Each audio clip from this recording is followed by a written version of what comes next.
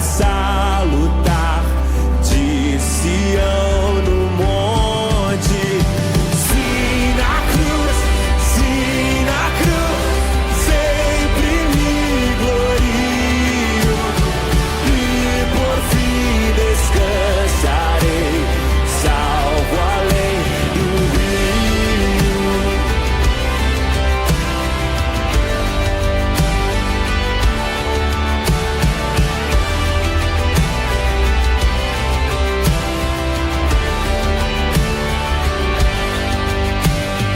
Ao tremer ao pé da cruz, graça, amor achou-me, matutina estrela ali, raios seus mandou-me. Sim, na cruz, sempre me glorio e por fim descansarei, salvo além do rio. Sim, na cruz, sempre me glorio e por fim descansarei, salvo além do rio. Desta cruz desejo aqui sempre recordar-me, dela sombra, Salvador, queiras abrigar-me.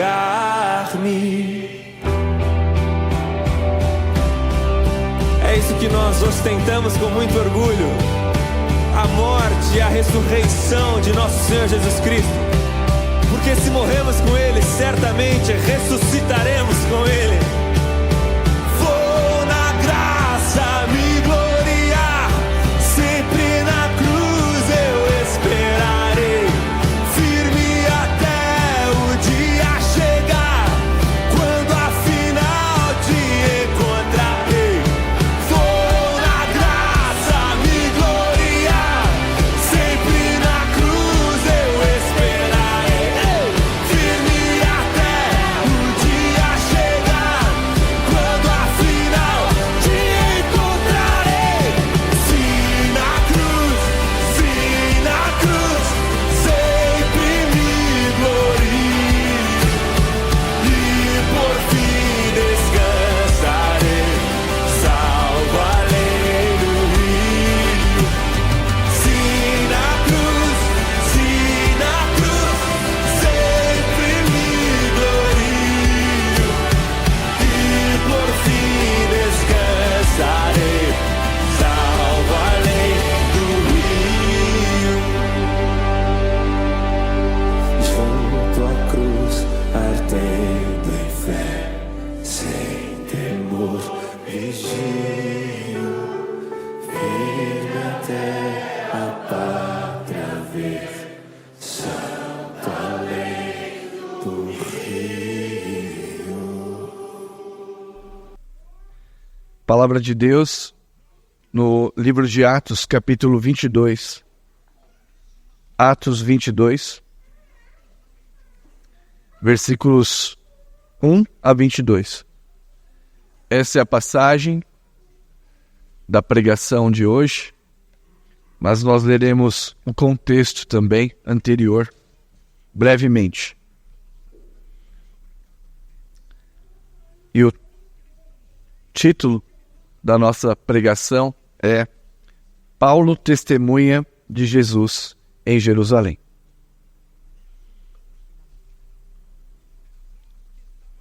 Antes de acessarmos e lermos o texto,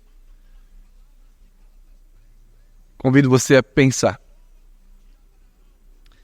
Você consegue descrever como foi sua conversão?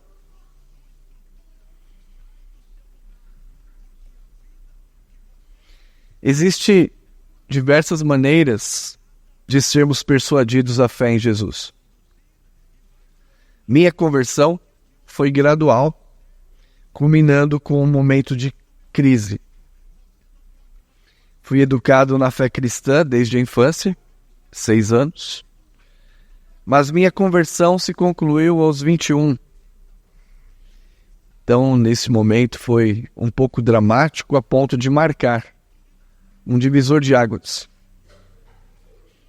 E esta crise da minha conversão, que se concluiu aos 21 anos, foi lendo Romanos, capítulo 13, versículos 11 e 14. Aquela passagem que diz: vai alta noite e vem chegando o dia.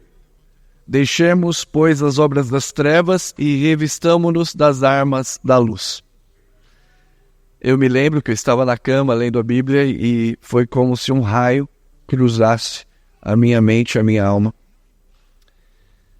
A partir daquele dia, estava persuadido de mente e coração e me apropriei, portanto, da nova vida em Cristo.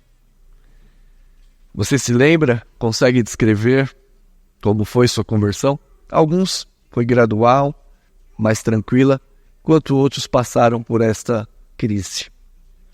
Apesar destas diferentes maneiras, quando encontramos com o Senhor Jesus Cristo, nossas convicções de fé são transformadas. E isso nós chamamos de conversão.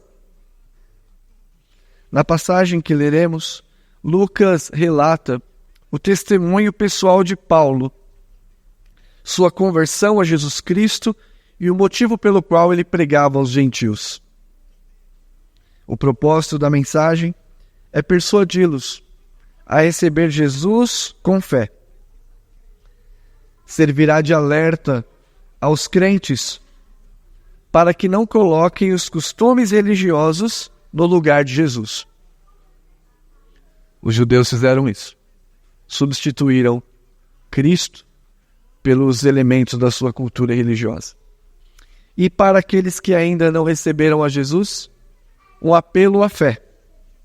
Se você ainda não recebeu Jesus, que você receba nesta manhã, não por persuasão humana, mas pelo testemunho do Espírito de Cristo. Se você puder, então, manter a sua Bíblia aberta, em Atos, capítulo 21, nosso contexto, que é muito importante, tanto para entendermos a passagem quanto a aplicação. Os versículos, no capítulo 21, os versículos 27 a 36, Lucas relata o linchamento e a detenção provisória de Paulo até o seu julgamento, que será em Roma. Do capítulo 21 até o 28, Lucas então gasta tempo nos julgamentos de Paulo até chegar em Roma. Os versículos 28 a 36. Então Paulo é linchado e quase morto nesse momento. Nesse episódio, um oficial que nos nossos dias poderia ser a patente de coronel, o nome dele é Cláudio Lísias, livra Paulo da morte e o recolhe à fortaleza Antônia. Antônia era uma fortaleza romana que tinha mais ou menos algumas torres entre 15 metros e 30 metros de altura sobre uma montanha de 23 metros. Então a coisa era bem alta. E ali ficavam os soldados do destacamento romano para aquela região. Rapidamente, então, este coronel, junto com os soldados, pega Paulo, porque a multidão quer matá-lo. E então o recolhe à prisão. Os judeus da dispersão acusam Paulo, pode voltar a isso, capítulo 21, versículo 28. Acusam Paulo de deformar a ordem religiosa, corromper a fé, rejeitar os costumes e de profanar o templo de Deus. Esta última acusação é passível de pena de morte sumária, sem julgamento no tribunal, que seria introduzir um gentil em um dos pátios que lhe era vedado. Então, no capítulo 21, versículo 28, a acusação. Israelitas, socorro! Este é o homem que por toda parte ensina a todos a serem contra o povo, contra a lei, contra este lugar. Mas ainda introduziu até gregos no templo e profanou este recinto sagrado. Paulo tornou-se um proscrito dos judeus, alguém odiado, rejeitado, principalmente os judeus de fora de Jerusalém, por onde ele passou nas cidades. Paulo, então, por conta desta acusação, ainda que falsa, de ter introduzido um gentio num lugar do templo que não era acessível, se tornou réu para eles, passível de morte, segundo o juízo da multidão reunida. Este é o contexto de rejeição. Um outro aspecto desse contexto é que os judeus, a guarda dos israelitas, fecha o templo e expulsa Paulo dali. Lembrando que Paulo esteve ali durante 7 dias para, junto com seus amigos, entregar o voto, oferecer sacrifícios. O voto de Nazireu. Então, irmãos, o fechamento do templo, diz aqui, versículo 30, capítulo 21, 30. Agitou-se toda a cidade, havendo concorrência do povo, e agarrando a Paulo, arrastaram-no para fora do templo e imediatamente foram fechadas as portas. Alguns intérpretes indicam que o fechamento do templo simboliza que os judeus fecham as portas para a salvação. Eles se recusam a ouvir a mensagem do Evangelho de Cristo. A religiosidade assumiu o lugar que pertence a Cristo. Eles preferiram o seu aparato religioso, os seus rituais, do que a própria pessoa de Deus. Rejeitaram Jesus, Filho de Deus, em detrimento dos costumes. Diante disso, da ameaça de morte, se você ler no capítulo 21, versículo 35 a 36, ao chegar às escadas, foi preciso que os soldados o carregassem por causa da violência da multidão, pois a massa do povo seguia gritando: mata-o! A partir desse momento, o apóstolo Paulo, então, seguro ali protegido pelos romanos, pede para dar uma palavra ao povo. Ele fala em grego, a língua corrente, com os centuriões, com o chefe que fica até assustado por ele saber o grego, sendo judeu. E depois ele é confundido, com um rebelde. Diz Paulo: não, eu não sou esse rebelde que você está achando, nunca promovi nenhum tipo de rebelião contra Roma. E então o centurião diz: então pode falar.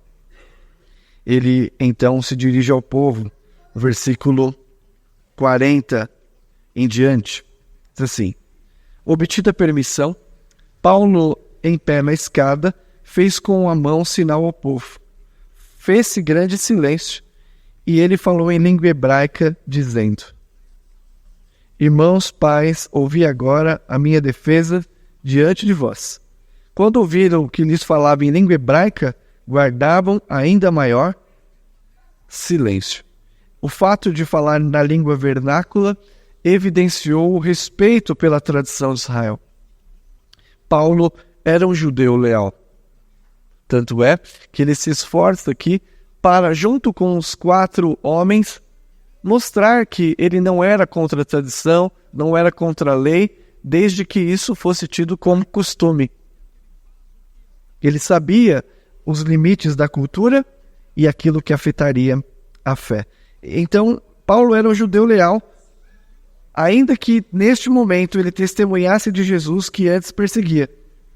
Mas o que é bem claro, e ele deixará bem claro, é que ele ainda adora apenas o Deus revelado a Abraão, Isaque, Jacó e Moisés.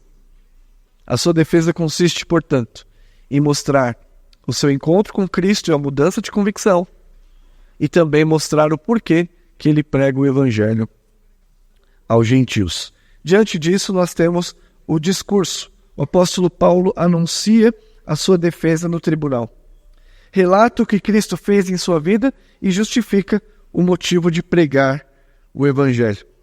Ele quer persuadir os seus ouvintes e provar que ele não renegou a fé na lei de Moisés. Nos versículos 3 a 5, Paulo se identifica com o público ali. Se identifica com os judeus. Eu sou judeu, nasci em Tarso da Sicília, mas criei-me nesta cidade, e aqui foi instruído aos pés de Gamaliel. O nome de Gamaliel na história é registrado, Gamaliel Rabã. Bonito, né? Pode pôr esse nome, Gamaliel Rabã de Oliveira. Aí, amor, vamos pensar, hein? Almeida de Oliveira. Segundo a exatidão da lei dos nossos costumes, sendo zeloso para com Deus, assim como todos sois no dia de hoje. Persegui este caminho até a morte, prendendo e matando, metendo em cárceres homens e mulheres, de que são testemunhas o sumo sacerdote e todos os anciãos. Deste recebi cartas para os irmãos, e ia para Damasco no propósito de trazer manietados para Jerusalém os que também lá estivessem para serem punidos. Paulo entende a preocupação dos judeus e também os motivos pelo qual ele é rejeitado. Ele está consciente disso. Assim como eles, Paulo era cuidadoso da lei, guardava os costumes religiosos do judaísmo. Não foi isso que nós lemos durante o culto? Fariseu de fariseus, zeloso da lei. Foi educado pelo mestre mais conservador da época, este Gamaliel Rabã. Alguns escreveram depois que depois da morte de Gamaliel Rabã, os costumes, as tradições e a moralidade decaiu em Jerusalém. Paulo foi então ensinado aos pés do mais conservador rabino. Também relata que há mais de 20 anos atrás ele era um rabino inflexível. Como fariseu, aquela seita separatista, protegia a pureza dos costumes, a moralidade e a teologia. Era tão rigoroso na doutrina que perseguiu os cristãos e consentiu com a prisão e execução deles. Na sua primeira parte do discurso, Paulo então compreende o porquê que eles estão tão irados e também se identifica com aquela aflição. Partindo disso, Paulo então, acho que a parte aqui que ele diz a respeito do seu encontro com Jesus, versículos 6 a 11. Continuando o seu discurso de defesa. Ora, aconteceu que indo de caminho e já perto de Damasco, quase ao meio-dia, repentinamente grande luz do céu brilhou ao redor de mim. Então caí por terra, ouvindo uma voz que dizia: Saulo, Saulo, por que me persegues? Perguntei: quem és tu, Senhor? Ao que me respondeu: eu sou Jesus, o Nazareno, a quem tu persegues. Os que estavam comigo viram a luz, sem contudo perceberem o sentido da voz que falava comigo. Então perguntei: que farei, Senhor? E o Senhor me disse: levanta-te, entre em Damasco, pois ali te dirão acerca de tudo o que te ordenado fazer. Tendo ficado cego por causa do fulgor daquela luz, guiado pela mão dos que estavam comigo, cheguei a Damasco. Veja que Paulo repete a palavra Senhor, Senhor, Senhor, que é um ponto de contato com os judeus. Ele se encontrou com Jesus, o Eu Sou. Portanto, está defendendo-se de ter outros deuses, de negar a fé e a lei de Moisés. Ele diz: não, eu sirvo e adoro o mesmo Deus.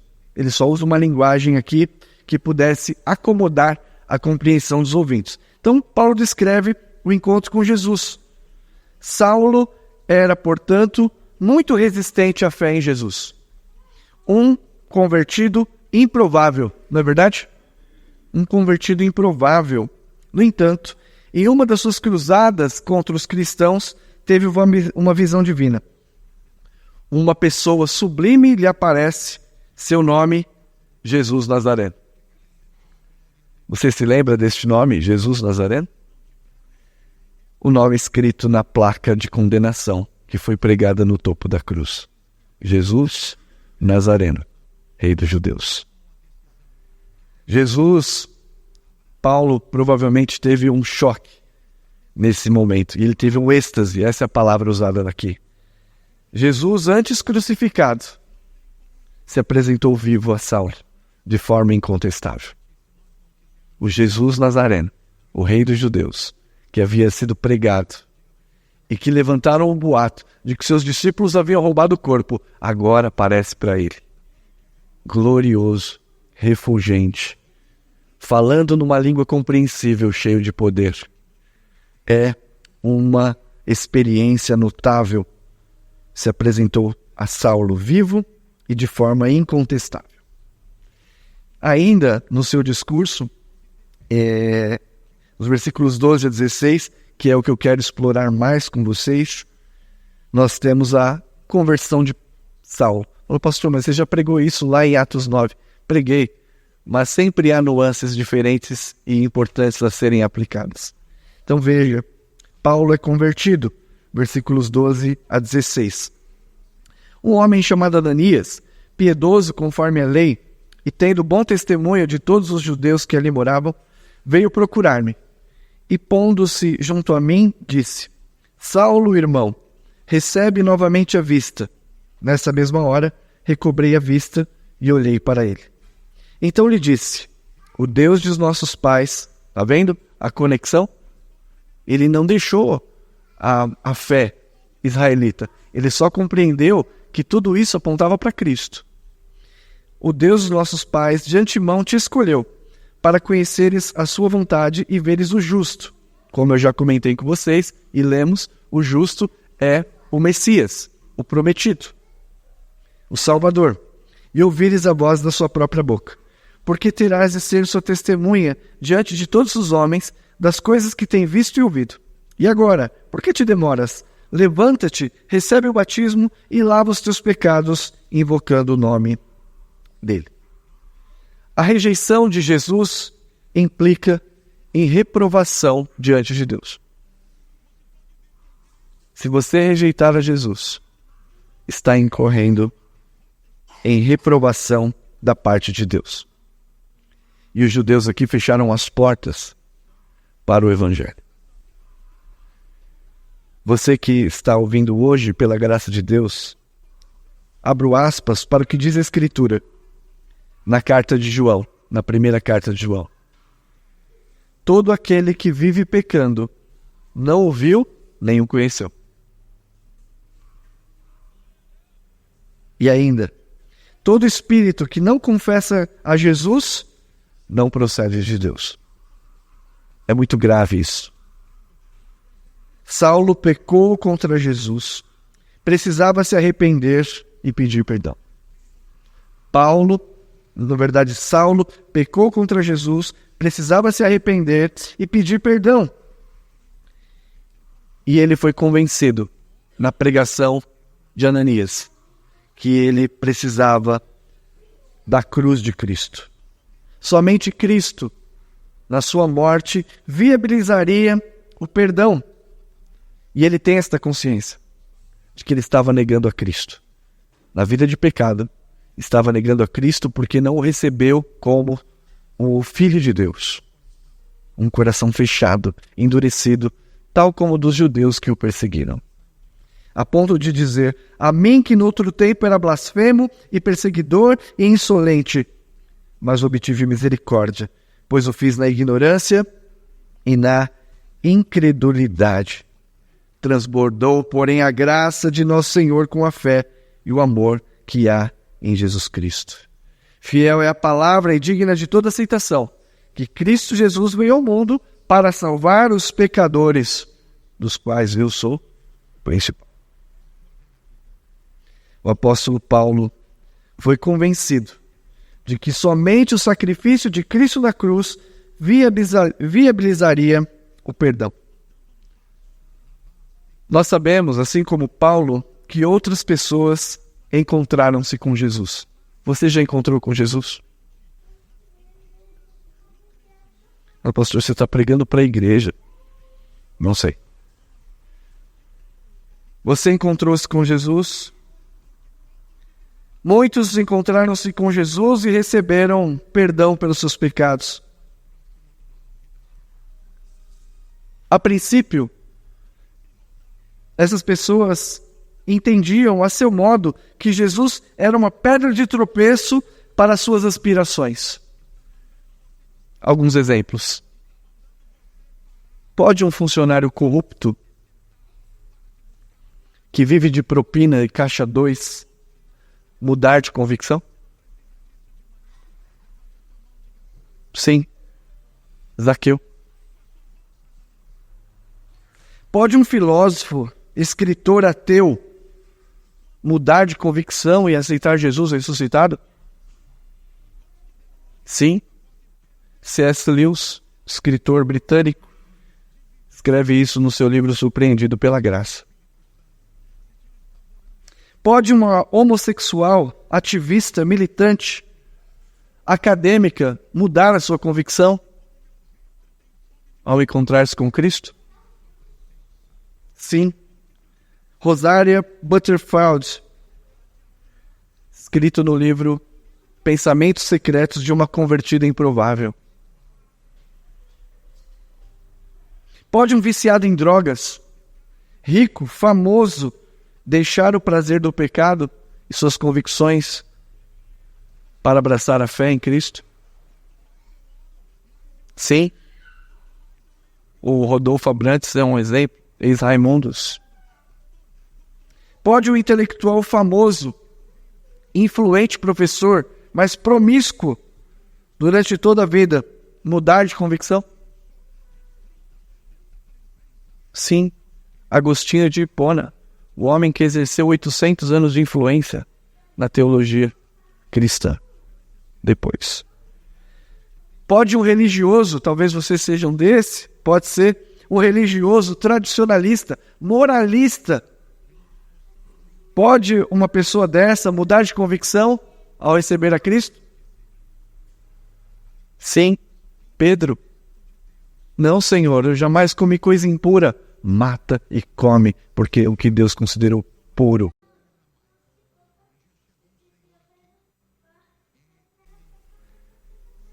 Pode um cúmplice de execução,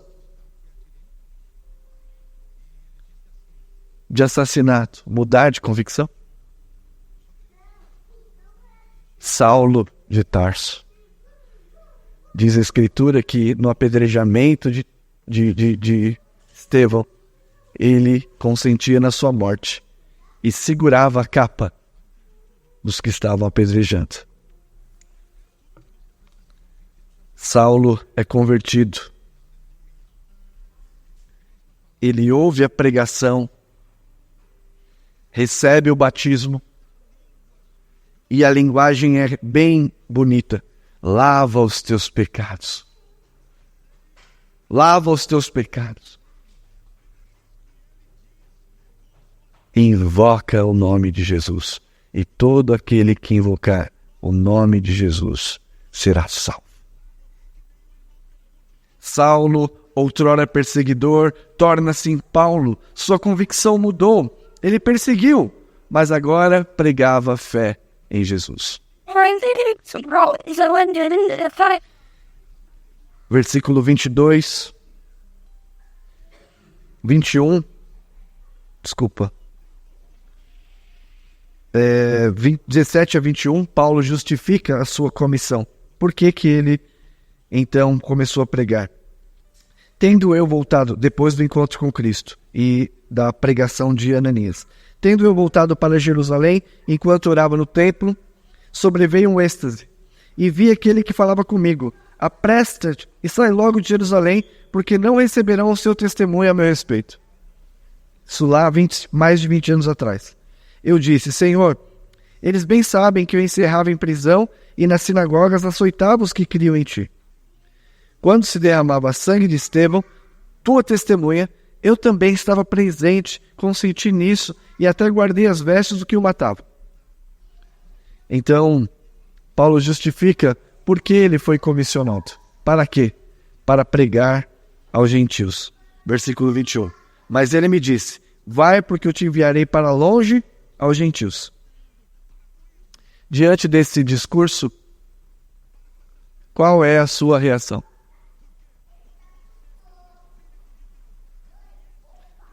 Receber Cristo ressuscitado? Ou fechar as portas?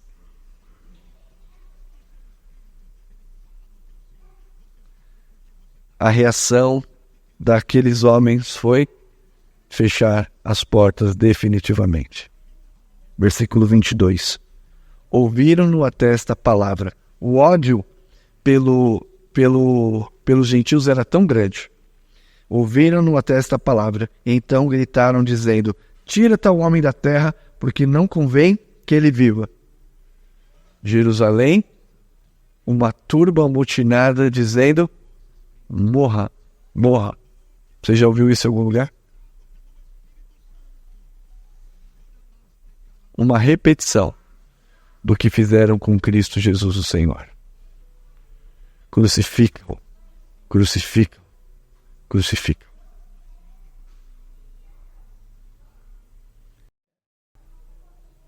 Nós vemos então, encerrando a mensagem, a rejeição e resistência violenta à cruz de Cristo. Porque a cruz, em algum grau, pode impedir o seu desejo de ganho indevido. Porque a cruz pode impedir você de viver na sexualidade desenfreada e no pecado. Porque talvez a cruz tenha que mudar o seu comportamento, transformando-o. Talvez a cruz seja para você um empecilho para a sua racionalidade. Milagre não existe. Essas coisas são mitos. Mas a cruz é o ponto em que Deus pode te reconciliar com Ele. Porque ali, o Filho de Deus foi crucificado e ressuscitou ao terceiro dia. Ele é escândalo. Escândalo. E era um escândalo para Paulo. Até que ele então foi convertido ao Senhor. O fechamento do templo indica que os judeus fecham as portas para a salvação. Aqueles que rejeitam a Cristo, Jesus, tornam-se culpados. Abro aspas para a palavra de Deus. 1 João 2, 22 e 23. Quem é mentiroso, senão aquele que nega que Jesus é o Cristo, o enviado? Todo aquele que nega o Filho, esse não tem o Pai. Aquele que confessa o Filho, tem igualmente o Pai. Então você verá muitas pessoas dizendo que amam a Deus, que servem a Deus, mas que na verdade estão muito longe de Deus, porque rejeitam, assim como os judeus rejeitaram o Filho amado. Não só o rejeitam, como o crucificam diariamente. Porque a cruz é um empecilho para a prática das suas vontades deliberadas no pecado. Pode alguém tão resistente quanto estes homens ser salvo pelo amor e pela graça de Deus?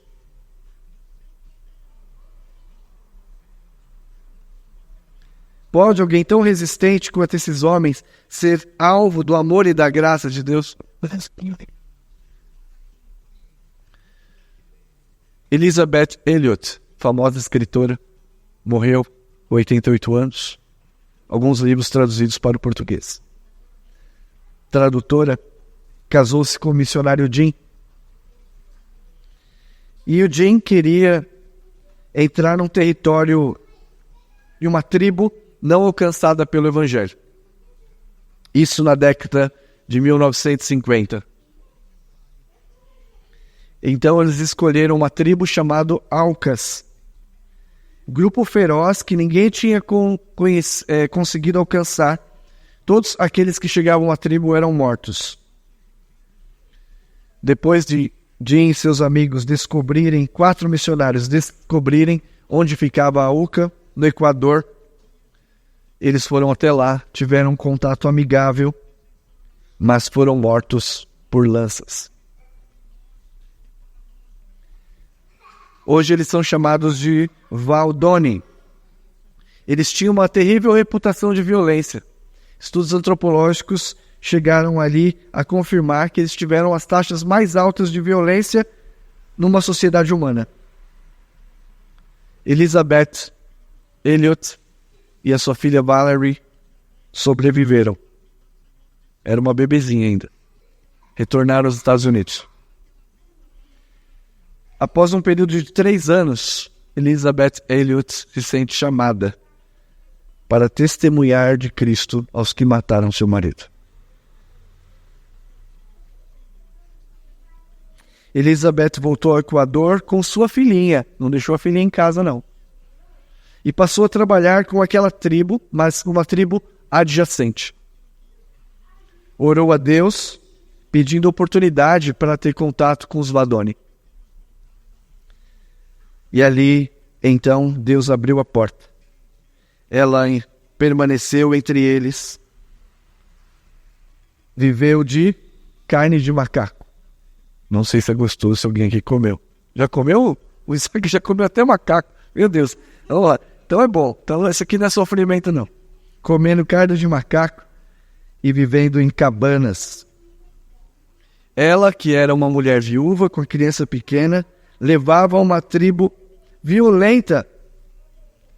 E o fato dela ir até os algozes do seu marido foi impressionante e impactante ao mundo. O livro dela, o primeiro livro que narra isso, explodiu nos Estados Unidos, em vendas. Tomou a iniciativa de estender a mão a uma tribo assassina. Sabe quem é um assassino? Somos nós. Crucificam-o. Porque todos pecaram e destituídos estão da glória de Deus. Quem matou o Filho de Deus e quem negligencia o Filho de Deus está na mesma condição dos Wadoni. É você.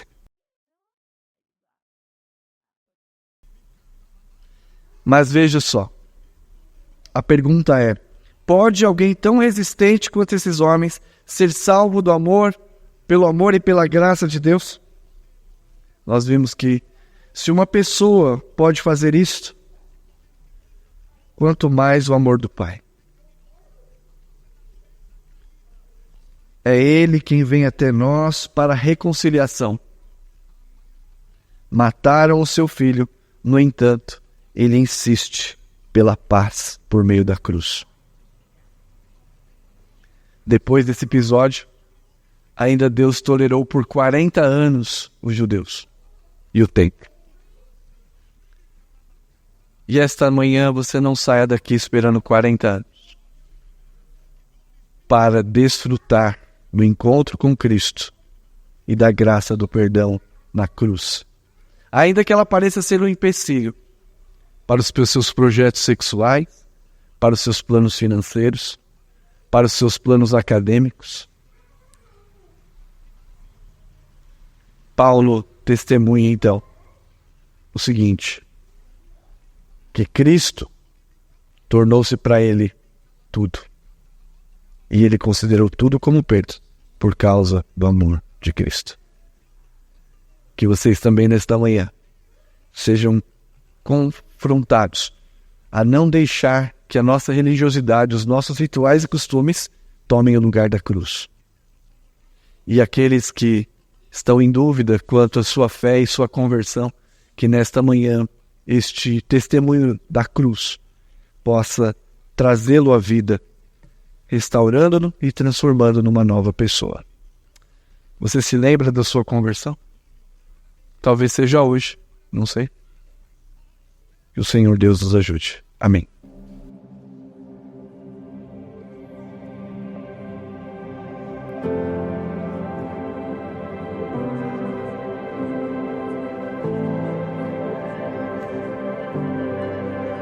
Tanto tempo fui vazio, numa vida sem temor. Pra minha alma achei descanso só na cruz do meu Senhor. Eu vaguei na escuridão, sem tua luz pra me guiar. Me chamou pra perto de ti, pra minha culpa aliviar. Só em ti, graça e amor fluem por mim, só em ti, acho paz, descanso, enfim.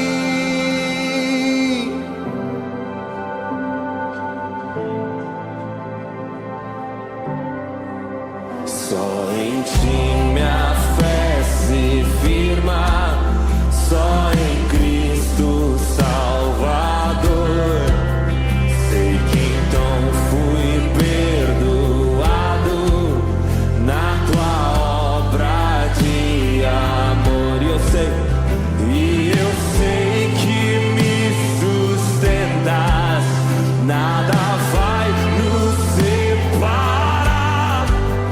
Me asseguro nesta graça, aos teus pés eu quero estar. Só em ti, graça e amor fluem por mim. Só em ti, acho paz, descanso, enfim.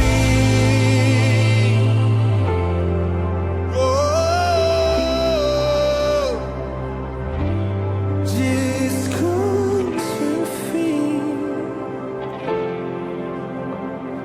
Nele nós temos a nossa paz. Encontro paz, descanso, enfim. Encontro ali minha esperança pra viver. Encontro paz, descanso, enfim. Encontro ali minha esperança pra viver. Encontro paz, descanso, enfim. Encontro ali minha esperança pra viver.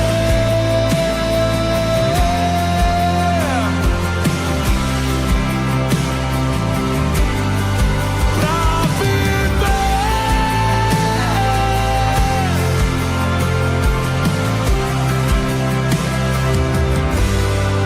só em ti, graça e amor fluem por mim. Só em ti, acho paz.